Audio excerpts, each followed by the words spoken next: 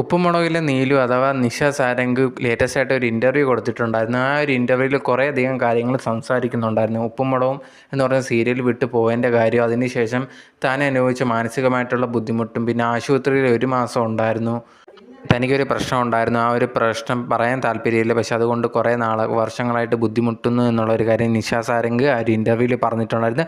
പേഴ്സണലായിട്ട് വേറെ കുറച്ച് പ്രശ്നങ്ങളുണ്ട്, പക്ഷെ അത് ഫുള്ളായിട്ട് ഇൻ്റർവ്യൂവിൽ സംസാരിക്കാൻ തനിക്ക് താല്പര്യമില്ല. അതേ കണക്ക് തന്നെ ഉപ്പുമുളകിലെ പാറുവിൻ്റെ കാര്യമൊക്കെ സംസാരിച്ച സമയത്ത് ഭയങ്കരമായിട്ട് കരയുന്ന രീതിയിൽ വരെ ആവുകയാണ് നിഷ ചെയ്തിട്ടുണ്ടായിരുന്നത്. ആ സമയത്ത് ആങ്കർ പറഞ്ഞു നമുക്ക് വേറെ കാര്യങ്ങൾ സംസാരിക്കാം എന്നുള്ളൊരു കാര്യം.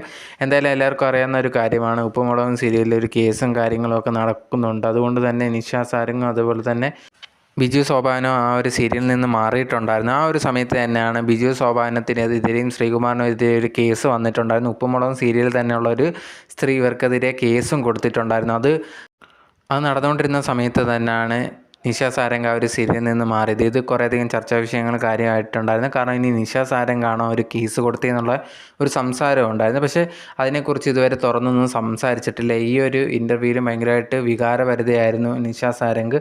വേറെ കുറേയധികം കാര്യങ്ങൾ സംസാരിക്കാൻ താല്പര്യമില്ല എന്നുള്ളൊരു കാര്യം ഇൻ്റർവ്യൂവിൽ നിഷ സാരംഗ് പറഞ്ഞിട്ടുണ്ടായിരുന്നു.